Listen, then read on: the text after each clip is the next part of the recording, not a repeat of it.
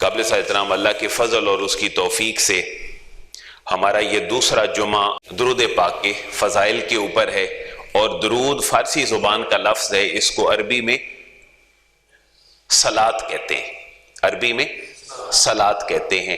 اور ان اللہ و ملائکتہ یصلون علی النبی یا ایھا الذین آمنوا صلوا علیہ وسلموا تسلیما، یہ جو صلو کا حکم ہے سواد کے ساتھ، اس کا معنی ہے درود پاک۔ اب اس کے آج کے ہماری گفتگو میں درود پاک کے مقامات ہیں۔ ہم نے پچھلی نشست میں پڑھا تھا درود پاک کے فضائل، اور آج ہے درود پاک کے مقامات، ہم کس کس جگہ پہ درود پاک پڑھ سکتے ہیں۔ لیکن صلاۃ اس کے لیے عربی زبان کا لفظ ہے، تو صلاۃ عربی میں نماز کو بھی کہتے ہیں، اس لیے یہ ایسا لفظ ہے جو دعا کے لیے بھی استعمال ہوتا ہے، استغفار کے لیے بھی استعمال ہوتا ہے، رحمت اور برکت کے لیے بھی استعمال ہوتا ہے۔ لیکن ہم نے تین چیزیں پڑھی تھیں، اگر اس کی نسبت اللہ کی طرف ہو تو اس سے مراد ہوتی ہے اللہ کی رحمت، جیسے اللہ بھی اپنے نبی پر کیا بھیجتا ہے؟ صلاۃ بھیجتا ہے، تو صلاۃ کا معنی کیا ہے؟ اللہ رحمت نازل فرماتا ہے۔ اور جب اس صلاۃ کی نسبت ہوتی ہے مخلوق کی طرف، ملائکہ کی طرف یا انسانوں کی طرف، تو پھر ملائکہ کی طرف نسبت ہو تو اس کا معنی ہے دعا کرنا، ملائکہ دعا کرتے ہیں۔ اور جب انسانوں کی طرف اس کی نسبت ہو تو اس کا معنی ہے کہ وہ بھی دعا ہے اور طلب رحمت ہے، کہ اللہ سے دعا کی جاتی ہے، رحمت طلب کی جاتی ہے کہ اللہ جس ذات نے ہمیں جہالت سے نکالا، ہم اس کی ذات پر تیری رحمتوں اور برکتوں کے نزول کی دعا کرتے ہیں۔ تو عربی میں درود پاک کے لیے لفظ کیا ہے؟ صلاۃ ہے۔ اور درود پاک بنیادی طور پر فارسی زبان کا لفظ ہے، جس کو آپ کسی بھی سینس میں استعمال کر سکتے ہیں، جو درود ہم عربی میں صلاۃ کے لیے استعمال کرتے ہیں۔ ہم نے ایک اور مسئلہ اس دن ڈسکس کیا تھا کہ زندگی میں کتنی دفعہ درود پاک پڑھنا فرض ہے۔ ان اللہ و ملائکتہ یصلون علی النبی، اللہ بھی فرشتے بھی درود بھیجتے ہیں، صلاۃ پڑھتے ہیں۔ اے ایمان والو، تم بھی میرے نبی کے اوپر صلاۃ بھی پڑھا کرو اور سلام بھی پڑھا کرو۔ تو صلاۃ و سلام دونوں چیزوں کا حکم ہے۔ تو اس آیت کی روشنی میں زندگی میں ایک دفعہ درود پڑھنا اور زندگی میں ایک دفعہ سلام پڑھنا، یہ ہر بندہ مومن کے اوپر فرض ہے، کیونکہ اس نے یہ آیت مبارکہ دیکھی قرآن مجید کی، ایک دفعہ زندگی میں پڑھنا فرض ہے۔ میں اس لیے یہ بات عرض کر رہا ہوں کہ آج ہمارا موضوع درود شریف کے فضائل نہیں، بلکہ درود کے مقامات ہیں، کس کس مقام پہ درود پاک پڑھنے کی ہمیں تعلیم دی گئی ہے۔ تو زندگی میں ایک دفعہ درود پڑھنا فرض ہے، اور اگر کوئی درود پڑھے یا حضور کا نام اسم گرامی لے تو ہمارے لیے پھر پڑھنا واجب ہو جاتا ہے۔ ایک دفعہ خود سے پڑھنا فرض ہے، اور اگر کوئی پڑھے اور حضور کا نام اسم گرامی لے تو پھر میرے اور آپ کے لیے پڑھنا کیا ہو جاتا ہے؟ واجب ہو جاتا ہے۔ اور زندگی کے کسی بھی موڑ پر درود پاک پڑھنا یہ مستحب ہے۔ یہ کیا ہے؟ تو فرض، واجب اور مستحب۔ مستحب اب جو ہے وہ بڑے وسیع مفہوم میں ہے۔ اللہ کے نبی نے خود بھی اپنی ذات کے اوپر درود پاک پڑھا ہے، رسول اللہ نے خود بھی اپنی ذات پاک کے اوپر صلاۃ بھیجی ہے۔ آج ہم یہ ساری روایات پڑھیں گے کہ رسول اللہ نے کب کب بھیجی۔ تو مستحب کا معنی جو ہے وہ بڑا وسیع ہے، ایک فرض ہے، دوسرا واجب ہے، اور تیسرا مستحب ہے، پسندیدہ ہے۔ لہذا یہ مقامات آپ ذرا دیکھیے گا۔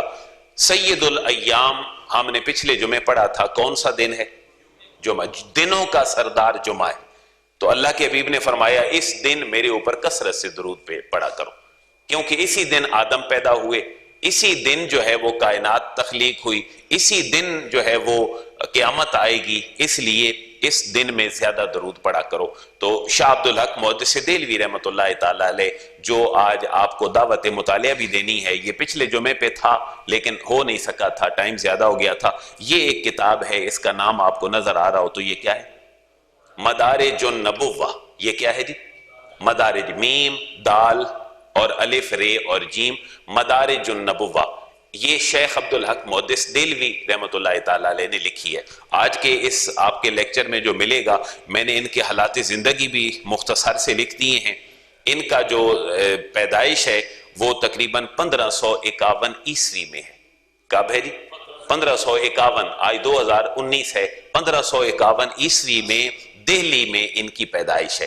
تو کافی عرصہ پہلے کے بزرگ ہیں۔ اس خطہ ارضی میں شاہ ولی اللہ کا خاندان، شاہ عبدالحق محسن دہلوی کا خاندان، یہ وہ خاندان ہیں جنہوں نے دین کے لیے بڑی خدمت اپنی پیش کی ہے۔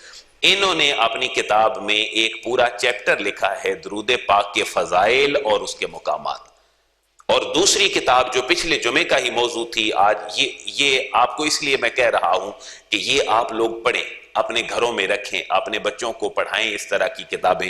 اس پہ نہ امید رکھیے گا کہ یہ ملے گی، یہ لائبریری کی ہے، آپ نے خود اپنی کتاب لینی ہے۔ میں صرف آپ کو دکھا رہا ہوں کہ یہ ذوق مطالعہ کے لیے کچھ چیزیں جب سامنے آ جائیں تو شاید بندے کا دل کرتا ہے میں گھر میں رکھ لوں اور گھر میں پڑھوں۔ اس کا نام کیا ہے؟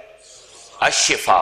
تو یہ شفا آپ اگر ان معنوں میں بھی سمجھ لیں کہ اندرونی روحانی بیماریوں کا علاج اس کے اندر ہے، تو انہوں نے بھی، ان کا نام ہے قاضی ایاز مالکی رحمۃ اللہ تعالی علیہ۔ کیا نام ہے؟ قاضی ایاز مالکی، یعنی عشق و محبت کے امام قاضی ایاز رحمۃ اللہ تعالی علیہ۔ ان کی جو پیدائش ہے وہ 1080 عیسوی میں ہے۔ کب ہے جی؟ 1080 عیسوی میں۔ اب کیا ہے؟ ان 2000 کتنے سال ہو گئے؟ اتنا عرصہ پہلے کی یہ شخصیت ہیں، اور ان کا علاقہ یہ علاقہ نہیں ہے، یہ اندلس میں، جس کو ہم اندلس پڑھتے ہیں، اندلس میں، مراکش میں، اور جہاں مسلمان اپنے پورے عروج پہ رہے 1000 سال، یہ اس علاقے کی شخصیت ہیں۔ انہوں نے بھی اپنی کتاب میں ایک پورا چیپٹر درود پاک کے فضائل کے اوپر لکھا ہے۔ یہ اب میں 4 کتابیں عموماً کہتا ہوں ہمارے مسلمان اہل سنت بھائیوں کو اپنے گھروں میں رکھنی چاہیے۔ 2 میں نے عرض کر دی، ایک مدارج النبوہ اور دوسری الشفا، اور 2 کتابیں اور ہیں، ایک حضرت شیخ عبد القادر جیلانی رحمۃ اللہ تعالی علیہ کی، جس کا نام کیا ہے؟ غنیت الطالبین۔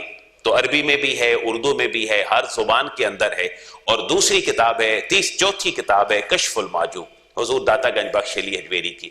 میں اپنے ناقص مطالعے کے بنا پر دیانتداری سے یہ عرض کر رہا ہوں، اگر یہ 4 کتابیں آپ کے گھر میں ہیں تو دین 80-90% آپ کی زبان میں آپ کے گھر کے اندر موجود ہے۔ جو چیزیں آپ کو ضرورت ہیں، مثلا گھر کے چھوٹے چھوٹے مسائل، بچہ پیدا ہو تو نام کیسے رکھیں، اس کے بعد اس کا بچپن، اس کی تربیت، اس کی تعلیم کیسی ہو، وہ جوان ہوا ہے تو شادی کیسے ہو، پھر میاں بیوی کا تعلق ہے، خدا نخواستہ طلاق ہو جائے، خلا، جو میں موضوعات آپ کے سامنے رکھتا ہوں وہ اصل سورسز ہیں قرآن اور حدیث۔ ان بزرگوں نے اپنی زندگیوں میں یہی کام کیے ہیں جو آپ کے سامنے رکھیں۔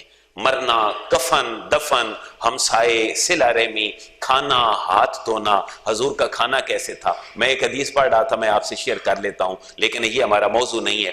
حضور نے فرمایا ایک کھانا ایسا ہے جو دنیا اور جنت کے کھانوں کا سردار ہے۔ کوئی دوست بتا سکتا ہے وہ کون سا کھانا ہے؟ یہ اب سیاہ ستہ کی باتیں ہیں، بخاری، مسلم، ترمذی، جس کے لیے اللہ کے نبی نے جاتے ہوئے فرمایا تھا میں تمہیں کتنی چیزیں چھوڑ کے جا رہا ہوں؟ 2، ایک قرآن اور دوسری حدیث سنت۔ تو اگر ان کو تھامے رکھو گے تو گمراہ نہیں ہوگے، اگر چھوڑ دو گے تو کیا ہو جاؤ گے؟ گمراہ۔ حضور نے فرمایا دنیا اور آخرت کے کھانوں کا سردار گوشت ہے۔ اللحم، حضور نے فرمایا سید طعام اہل دنیا و اہل الجنہ اللحم، کیونکہ پہلا کھانا جو جنتیوں کو دیا جائے گا وہ بھی گوشت ہوگا، وہ مچھلی کے جگر کا گوشت ہوگا۔ یہ اللہ کے نبی کا فرمان ہے، باقاعدہ صحیح حدیث مبارکہ ہے۔ حضور نے فرمایا جس گھر میں سرکہ نہ ہو اور جس گھر میں کھجور نہ ہو وہ گھر جو ہے وہ فقر سے نہیں بچ سکتا۔ تو اس کے اندر بھی بڑی گہرائی ہے کہ جس گھر میں سرکہ نہ ہو اس کو بیماریاں لگیں گی، بیماریاں لگے گی تو بیماریوں پہ اس کا خرچہ ہوگا، تو یقیناً اس کے گھر میں کیا آ جائے گا؟ فقر آ جائے گا۔ تو یہ ساری باتیں ان بزرگوں نے اپنی کتابوں کے اندر لکھی ہیں۔ اگر آپ کی رسائی بڑی کتابوں تک نہیں ہے تو کم از کم یہ 4 کتابیں آپ اپنے گھروں میں مہینے 2 مہینوں کی بنیاد پر خرید کے ضرور رکھ دیں۔ میں نے اس کو اپنی آفیشلی تقریر کے ساتھ میرا فرض سمجھا ہے کہ میں آپ لوگوں کو یہ بات بھی عرض کر دوں۔ یہ کتنی کتابیں ہیں؟ 4۔ پہلی مدارج النبوہ، دوسری الشفا، اور تیسری غنیت الطالبین، اور چوتھی داتا گنج بخش علی حجویری رحمۃ اللہ تعالی علیہ کی کشف المعجوب۔ یہ 4 کتابیں آپ لیں۔ میں نے آپ لوگوں کی آسانی کے لیے اس کے اوپر ان کا پبلشر، یہ جہاں یہ مجھے لگتا ہے کہ میں نے یہ کتاب خریدی تھی 2 تاریخ چوتھے مہینے کی سن 2003 میں نے یہ کتاب اپنے لیے خریدی تھی، اس کے اوپر آج بھی ڈیٹ لکھی ہے، تو وہ نمبر بھی میں نے آپ کی آسانی کے لیے لکھ دی ہیں کہ آپ لوگ یہ ساری باتیں آج کی ان کے اندر بھی ہیں اور بخاری مسلم ترمذی اور ان چیزوں کے اندر بھی ہیں۔ اب ذرا اپنے موضوع کی طرف آ جائیں کہ کن کن جگہوں پر درود پاک پڑھنا ہمارے لیے باعث برکت ہے۔ سادہ سی بات ہے، آپ بیت الخلاء میں تو نہیں پڑھ سکتے، آپ کسی ایسی حالت میں جب ناپاکی ہو تو نہیں پڑھ سکتے، لیکن میرا ایک موقف ہے، اس کو آپ بھی سن لیں۔ ایک ہے میری اور آپ کی رائے یا کسی بھی مسلک کے مولوی کی رائے، اور ایک ہے اس کے اوپر حدیث، خواہ وہ کمزور سے کمزور کیوں نہ ہو۔ تو کون سی چیز ہمارے لیے بہتر ہے؟ حدیث، خواہ وہ ضعیف ہی کیوں نہ ہو، ہمیں کہیں سے بھی حدیث مل جائے وہ میری اور آپ کی رائے سے بہتر ہے۔ دوسری بات، اگر کسی جگہ پہ رسول اللہ نے کچھ کرنے سے منع کیا ہے تو اس کو فالو کرنا میرے لیے ضروری ہے، چاہے جائے کہ میں اپنے عشق و محبت کی باتیں کرتا رہوں کہ میں تو بڑا عاشق رسول ہوں۔ نہیں، جو اللہ کے نبی نے فرما دیا وہ ہمارا دین ہے، جس سے منع فرما دیا وہ بھی منع ہونا ہمارا دین ہے۔ ایک آدھ حدیث ذرا پہلے وہ بھی الارمنگ کیفیت میں آپ نے سامنے رکھ لیں۔ یہ صحیح بخاری کی حدیث ہے، 2738 اس کا نمبر ہے، کتاب الادب ہے۔ حضرت عمر رضی اللہ تعالیٰ عنہ کے بیٹے، آپ موجود تھے تو ایک شخص آپ کے پاس بیٹھا تھا، اس کو چھینک آئی اور چھینک کے بعد اس نے کہا الحمدللہ والسلام علی رسول اللہ۔ کیا کہا جی اس نے؟ الحمدللہ اور والسلام۔ حضرت ابن عمر نے کیا کہا؟ حضرت ابن عمر نے فرمایا الحمدللہ والسلام علی رسول اللہ کہہ سکتا ہوں، لیکن میرے رسول نے مجھے اس طرح کہنا نہیں سکھایا۔ کتاب الادب ہے، اس کا نمبر نوٹ کر لیں، آپ کہیں بھی گوگل میں کسی کتاب میں ویریفائی کر لیں، 2738 نمبر حدیث مبارک ہے۔ حضرت عمر، ابن عمر حضرت عمر کے بیٹے ہیں، جن سے رسول اللہ کی سینکڑوں احادیث مبارکہ مروی ہیں، اور محدثین نے ان سے حدیثیں لینے پر اتفاق کیا ہے، یہ ضعیف راوی نہیں ہے، صحابی ہیں۔ تو چھینک جب بندے کو آتی ہے تو وہ کہتے ہیں الحمدللہ والسلام علی رسول اللہ، تو حضرت ابن عمر کہتے ہیں یہ درود اور یہ کلمے میں بھی پڑھ سکتا ہوں، لیکن میرے نبی نے ہمیں ایسا نہیں سکھایا۔ وہ عرض کرتے ہیں حضور آپ کے نبی نے آپ کو کیا سکھایا؟ تو وہ کہتے ہیں حضرت ابن عمر میرے نبی نے مجھے کہا الحمدللہ علی کل حال، جب تمہاری ایسی کیفیت آئے تو الحمدللہ علی کل حال کہہ دیا کرو۔ اس لیے دیانتداری کا تقاضا یہ ہے کہ ہم ضد نہ کریں، جس امت نے درود پہ اکٹھا ہونا تھا وہ درود پہ آج ایک دوسرے کے مخالف ہو گئی۔ اذان سے پہلے درود کی بات ہو یا کہیں بھی درود و سلام پڑھنے کی بات ہو، میں نے پچھلے جمعے پہ بھی ٹچ دیا تھا کہ ہم آپس میں ان مسائل کی وجہ سے لڑتے ہیں۔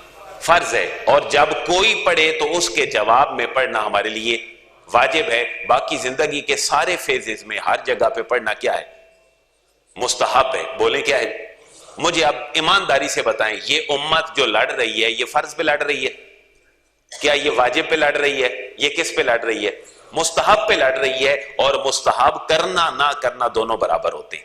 اس لیے یہ جتنے مقامات ہیں ان پہ درود پاک پڑھنا صرف مستحب ہے، سنت ہے، اور یہ فرض اور واجب نہیں ہے۔ خدا کے لیے درود پڑھنا تو فرض ہے، اپنے گھروں میں پڑھ لو یا کہیں بھی پڑھ لو، اس لیے درود پہ لڑو نہ بلکہ درود پاک پڑھو۔ اب ذرا چند ایک مقامات سنیے گا۔ سنن نبی داؤد کی حدیث مبارکہ ہے، کتاب المناسک یعنی سیاہ ستہ کی یہ حدیث ہے۔ اس کے الفاظ یہ ہیں کہ حضرت ابو ہریرہ رضی اللہ تعالیٰ عنہ سے روایت ہے، اللہ کے حبیب نے فرمایا لا تجعلوا بیوتکم قبورا، اپنے گھروں کو قبرستان نہ بناؤ۔ کیا فرمایا جی؟ اپنے گھروں کو، یعنی کہ گھر میں کیا کیا کرو؟ نماز پڑھا کرو۔ اگلا جملہ سنیں، حضور نے فرمایا وَلَا تَجْعَلُوا قَبْرِ عِیدًا، اور میری قبر کو عید نہ بنایا کرو، میری قبر کو عید نہ بنایا کرو۔ عید کا معنی کیا ہے؟ عید اپنے لغوی معنوں میں ہے۔ عید ہر روز ہوتی ہے یا کبھی کیا پورے سال بعد آتی ہے؟ تو حضور نے کیا فرمایا؟ میری قبر کو عید نہ بناؤ۔ عید ممانا میلہ بھی ہو سکتا ہے، جیسے عربوں میں میلوں کا رواج تھا، تو وہ میلے ہر روز ہوتے تھے یا کہیں سال 6 مہینے بعد؟ سال 6 مہینے بعد۔ اللہ کے حبیب نے فرمایا گھروں کو قبرستان نہ بناؤ، یعنی ان کے اندر نماز پڑھا کرو، اور میری قبر کو عید نہ بناؤ، یعنی جیسے تم میلے پہ جاتے ہو سال 6 مہینے 2 سال کے بعد، اس طرح میری قبر پہ نہ آؤ۔ بار بار اگر تمہیں توفیق ہو تو میری قبر کی زیارت کیا کرو۔ تو یہاں عید اپنے اس معنی میں ہے کہ جیسے تم سال بعد کہیں ملتے ہو، میرے ساتھ ایسے نہ ملا کرو، بلکہ میری قبر کو عید نہ بناؤ. اور پھر فرمایا وَصَلُّوا عَلَيَّ، تم میرے اوپر درود پڑھو. فَإِنَّ صَلَاتَكُمْ تَبْلُغُنِي حَيْثُ كُنتُمْ، تم جہاں سے بھی درود پڑھتے ہو تمہارا درود میرے تک پہنچا دیا جاتا. اب 3 احکامات ہیں اس حدیث کے اندر. کیا حضور نے فرمایا گھروں کو، اگر جمعہ ہمارا سیکھ کے عمل کرنے کے لیے ہے تو پھر اپنے پلے باندھ لیں، ہمیں اپنی سنتیں اور کچھ نمازیں کہاں پڑھنی چاہیے؟ گھر میں پڑھنی. اس کے ڈبل فائدے ہوں گے. آپ کی اولاد کی تربیت ہوگی، وہ آپ کے ساتھ چلے گی. آپ ذہنی طور پر گھر میں جب ریڈی ہو کے کوئی عمل کریں گے، آپ کی اولاد اس عمل کے کرنے پہ خود بخود مجبور ہو جائے گی. اور حضور نے فرمایا اگر تمہارے پاس پیسے ہوں، آج کل تو حج پہ عمرے پہ پیسے زیادہ لگتے ہیں، لیکن پہلے یہ بھی تھا لوگ پیدل حج کرتے تھے، یا کوئی ادھر قرب و جوار کا رہنے والا ہے، تو حضور نے فرمایا میری قبر کو کیا نہ بناؤ؟ عید نہ بناؤ. عید کا معنی کیا ہے؟ کہ کبھی آنا، کبھی سال 2 سال بعد نہیں. اگر توفیق ہے تو میری قبر پہ آیا کرو، میرے روضہ پہ آیا کرو اور میرے اوپر درود پڑھا کرو. تم جہاں سے بھی پڑھو گے تمہارا درود میرے تک پہنچایا جائے گا. پچھلے ہمارے جمعے پہ ایک حدیث مبارکہ رہ گئی تھی، وہ حدیث مبارکہ جو ہے وہ بہقی کی ہے اور اس کا نمبر ہے 3035. حضرت انس بن مالک سے روایت ہے، رسول اللہ نے فرمایا من صلی علیہ فی یوم الجمعہ، جس نے جمعہ کی رات کو میرے اوپر درود پڑھا، دن کو یا فی لیلت الجمعہ، یا جمعے کی رات کو، جمعے کے دن کو یا جمعے کی، تو جمعے کی رات کب ہے؟ جو گزر گئی ہے، جو وہ جمعہ کی رات ہے، تو جمعے کی رات کو پڑھے یا جمعے کے دن کو پڑھے، قَضَى اللَّهُ لَهُ مِئَةَ حَاجَةٍ، اللہ اس کی 100 حاجتوں کو پورا فرما دے گا. کتنی حاجتیں جی؟ 100 حاجتیں پوری فرما دے گا. 70 من حوائج الآخرہ و30 من حوائج الدنیا، ان میں 70 حاجتیں آخرت کی حاجتیں اور 30 حاجتیں دنیا کی حاجتیں. اب ذرا 70 اور 30 کا کمبینیشن لکھیں تو آخرت کی ایک خواہش کون سی ہو سکتی ہے میری اور آپ سب کی؟ کہ ہم جنت میں چلے جائیں، ہمیں اللہ کی رضا مل جائے، ہماری بخشش ہو جائے. تو اللہ کے نبی کی زبان سے یہ بات نکلی، جس نے جمعہ کی رات کو یا جمعہ کے دن کو میرے اوپر درود پڑا، اللہ کتنی حاجتیں پوری فرمائے گا؟ 100 حاجتیں پوری فرمائے گا. اور 70 حاجتیں آخرت کی حاجتیں ہیں اور 30 حاجتیں دنیا کی حاجتیں ہیں. ذرا اگلی بات بھی سنیں.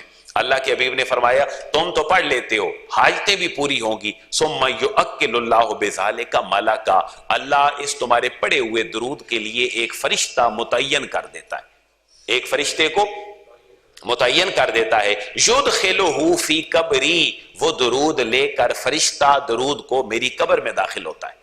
یہ بالکل ریفرنس اس کا آپ کے سامنے موجود ہے، میں انشاءاللہ آپ کی خدمت میں پیش بھی کر دوں گا. وہ فرشتہ جو تمہارے درود پڑھنے پہ اللہ متعین کرتا ہے، جس کو اللہ وکیل بناتا ہے، وہ فرشتہ میری قبر میں داخل ہوتا ہے. کما یدخل علیکم الہدایا، وہ مجھے تمہارا درود ایسے تحفے میں دیتا ہے جیسے تم کسی کو کوئی چیز تحفے میں دے دیتے ہو.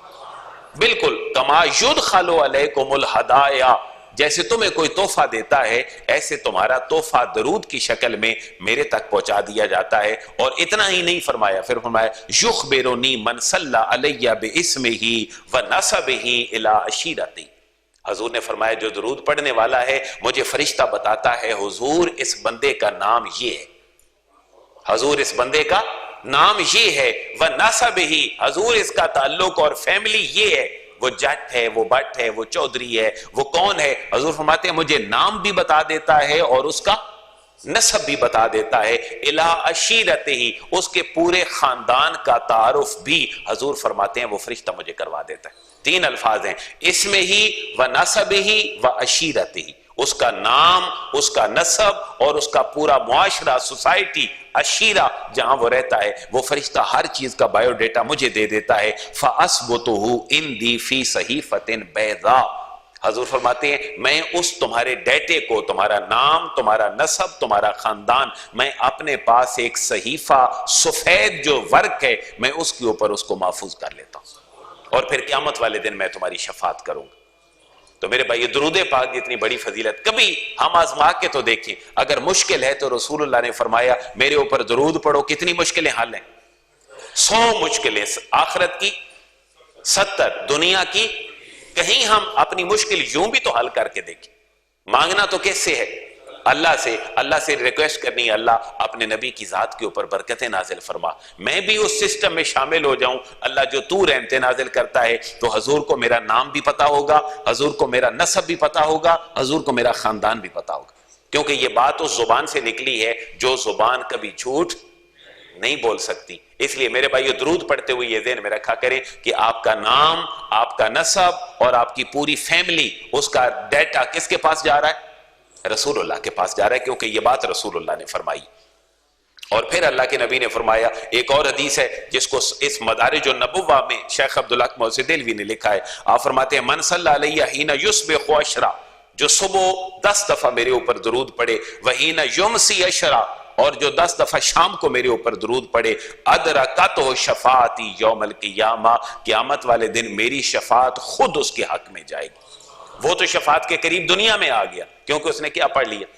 درود پڑھ لیا۔ حضور فرماتے ہیں جس نے پڑھا 10 دفعہ صبح اور 10 دفعہ شام کو، میری شفاعت خود اس کے پاس چل کے جائے گی۔ اس لیے اس بیٹھی ہوئی مجلس میں بھی ہم کم از کم ہزاروں دفعہ آج درود شریف کا عطیہ پیش کر سکتے ہیں۔ کوئی بھی درود پڑھیں، آپ الصلاۃ والسلام علیک یا رسول اللہ پڑھیں، السلام علیک ایھا النبی پڑھیں جو رسول اللہ نے ہمیں سکھایا ہے، یا صلی اللہ علیہ وسلم پڑھیں، لیکن کم از کم درود اپنی زندگی میں شامل ضرور کریں۔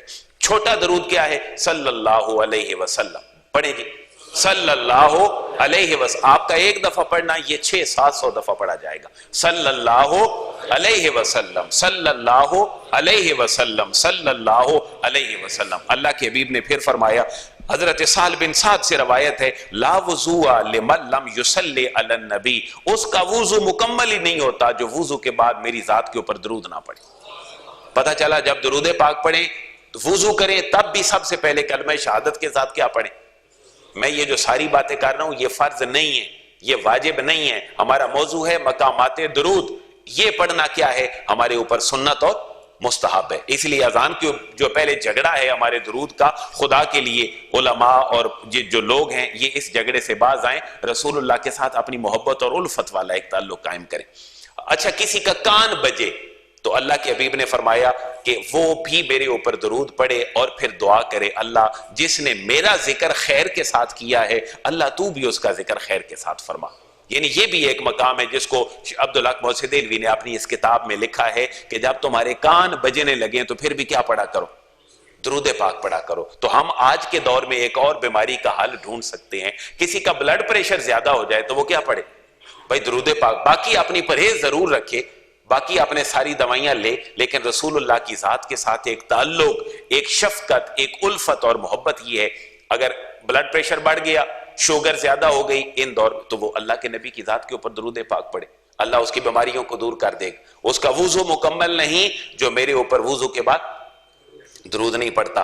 پھر حضور نے فرمایا اگر تمہیں کوئی بات بھول جائے یا تمہاری کوئی چیز گم ہو جائے، کتنی باتیں ہیں؟ 2۔ اگر کوئی بات تمہیں بھول جائے یا کوئی چیز تمہاری گم ہو جائے تو پھر بھی حضور نے فرمایا اذا نسیتم شیئا، جب تمہیں کوئی چیز بھول جائے، فصلوا علیہ، میرے اوپر درود پڑھا کرو، تذکرہ انشاءاللہ، وہ انشاءاللہ تمہیں ضرور یاد آ جائے۔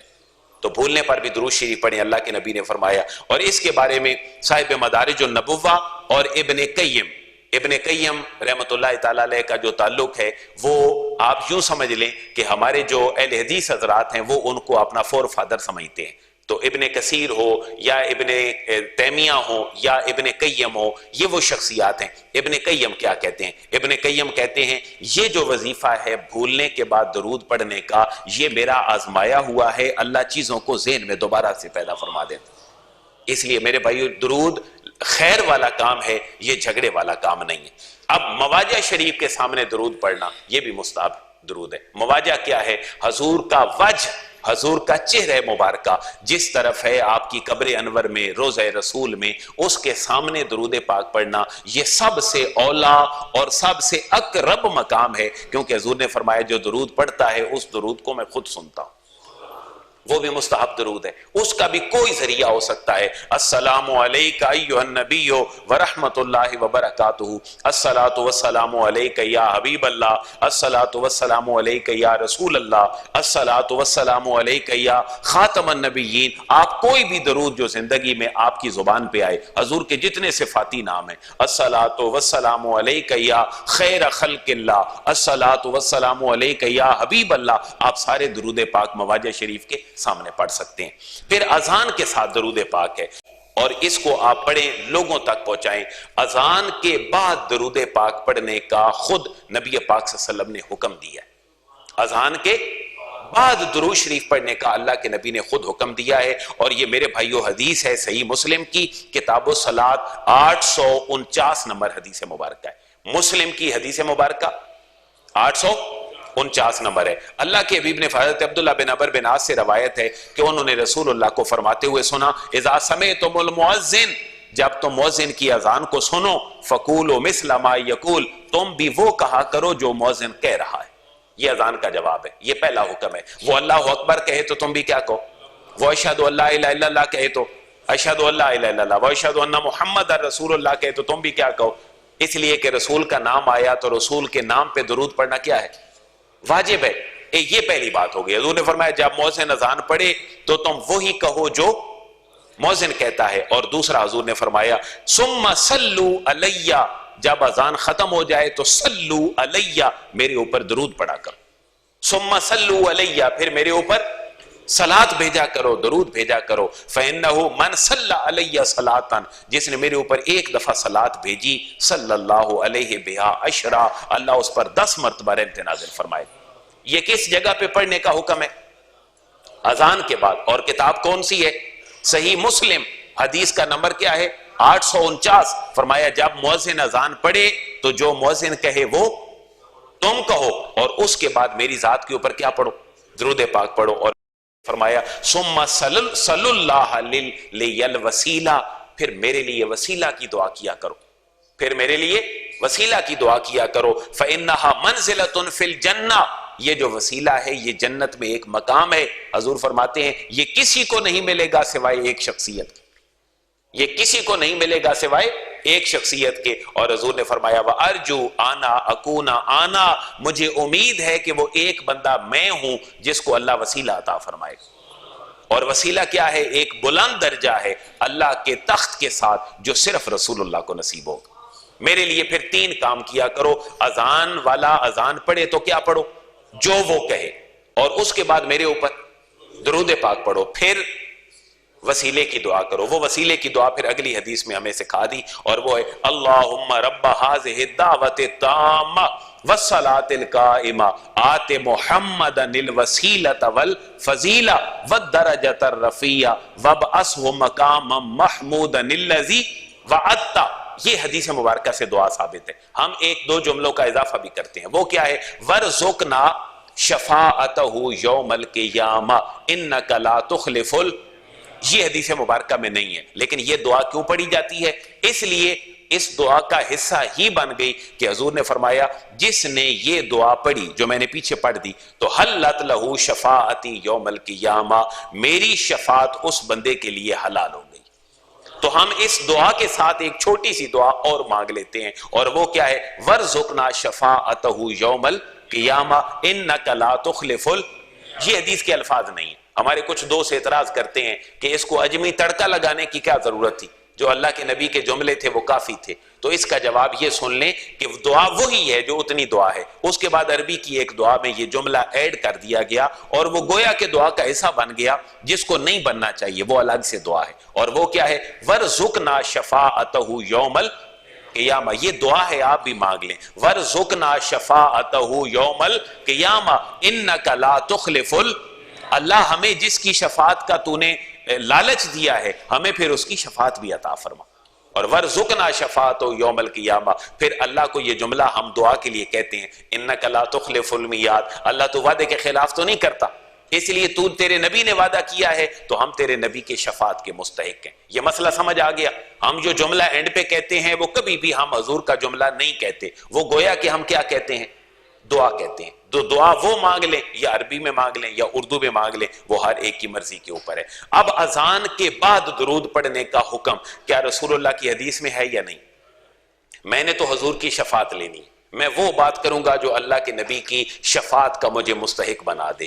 یہ صحیح مسلم کی حدیث نمبر 849، اس کے اندر ہے 3 کام کرو، مؤذن اذان پڑھے تو اذان کا جواب دو، پھر میرے اوپر درود پڑھو، پھر میرے لیے وسیلہ کی۔ اب میرے بھائی رہ گئی اگلی بات کہ کوئی اذان سے پہلے اگر درود پڑھتا ہے تو ہمیں لڑنے کی کیا ضرورت ہے؟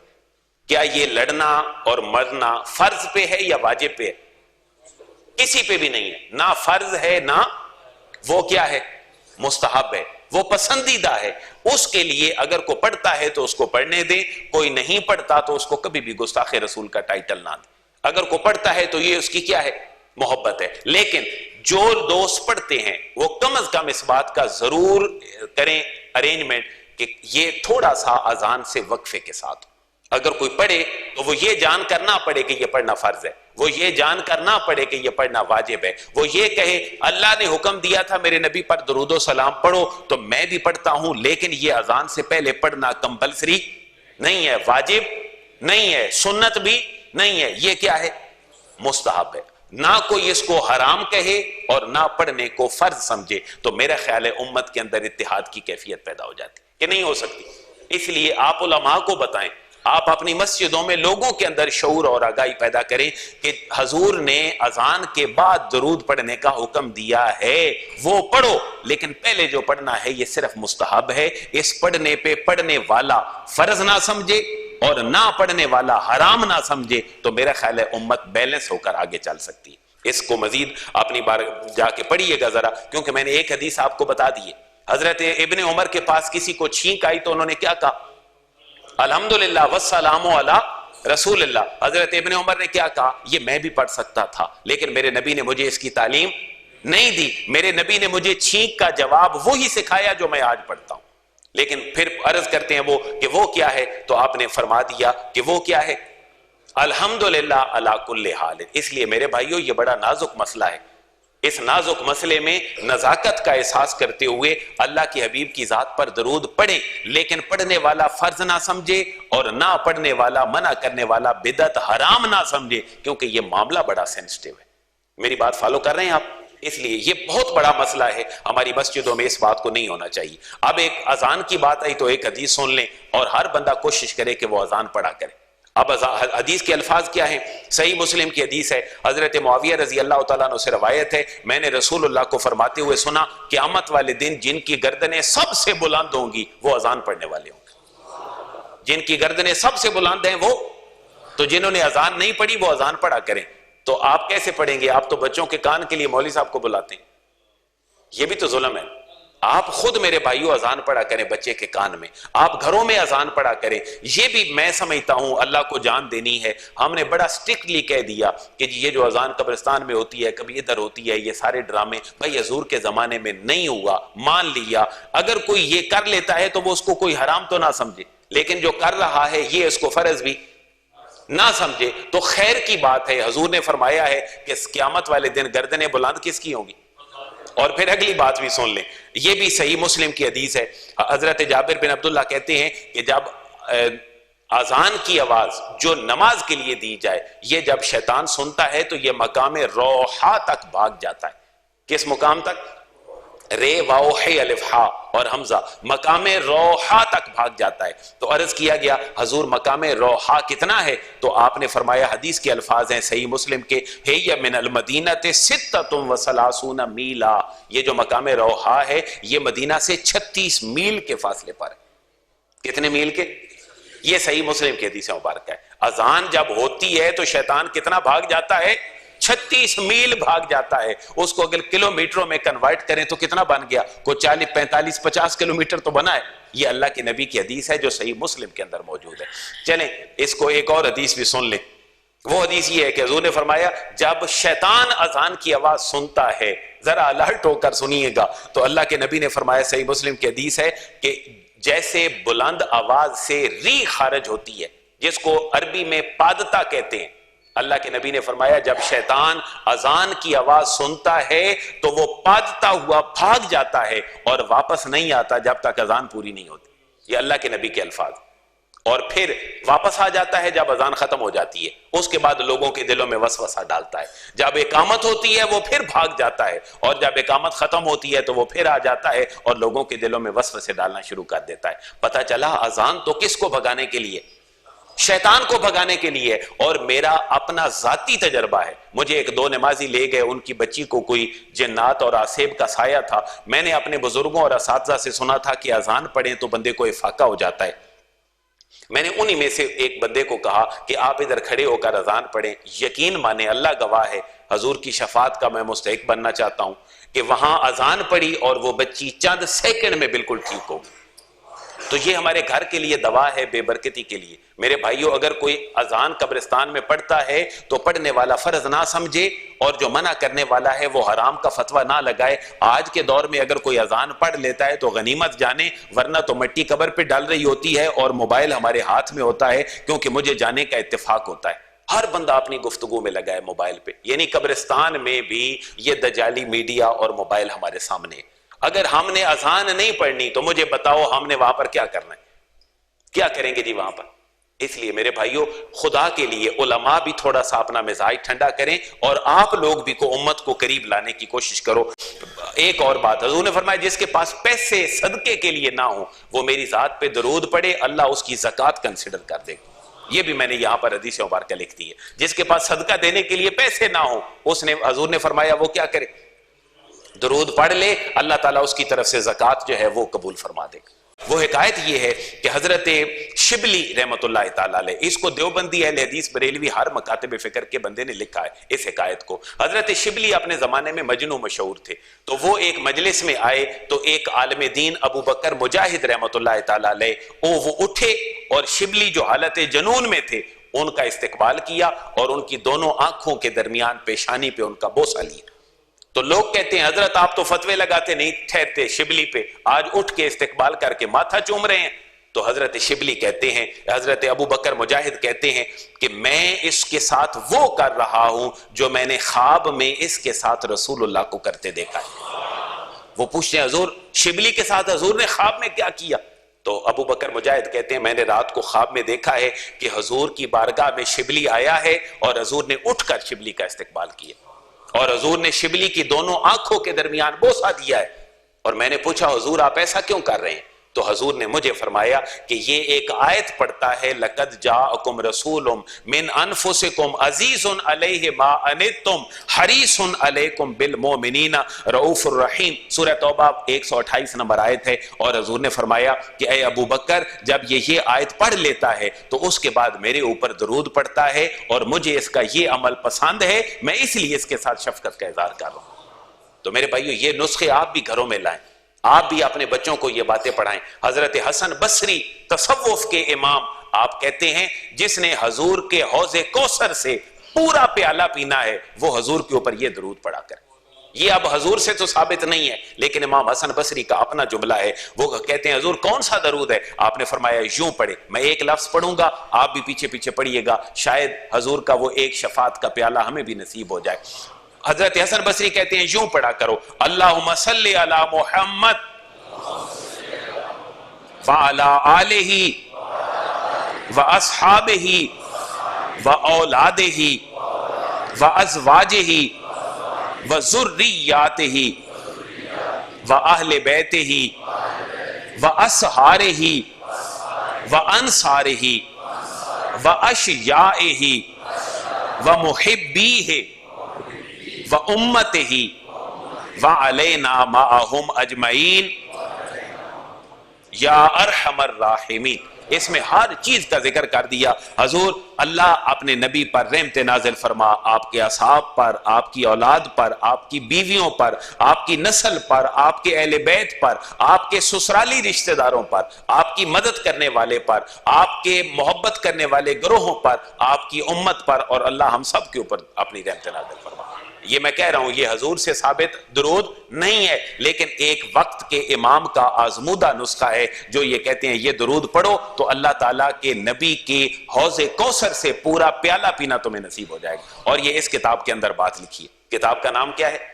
مدارج النبوہ ہے۔ تو میرے بھائیو مسجد میں آتے ہوئے درود پڑھو۔ اما حضرت فاطمہ خاتون جنت کہتی ہیں جب حضور مسجد میں آتے تو پہلے مجھے اٹھاتے ہمارے گھر سے اور کہتے اے اہل بیت نماز کے لیے جاؤ، اور پھر جب حضور مسجد میں قدم رکھتے تو پہلے اپنی ذات پہ درود بھیجتے اور پھر کہتے اللہم افتح لی ابواب رحمتک۔ اور یہ ابن ماجہ کی حدیث مبارکہ ہے۔ درود شریف لکھنے کی بڑی برکت ہے۔ حضور نے فرمایا جس نے میرے نام پہ درود لکھا جب تک لکھا رہے گا اس کو ثواب پہنچتا رہے گا۔ لیکن ایک بات ذہن میں رکھ لیں میرے بھائیو، ہم درود پہ چھوٹا سا سواد ڈال دیتے ہیں، یہ سواد ڈالنا ٹھیک نہیں ہے۔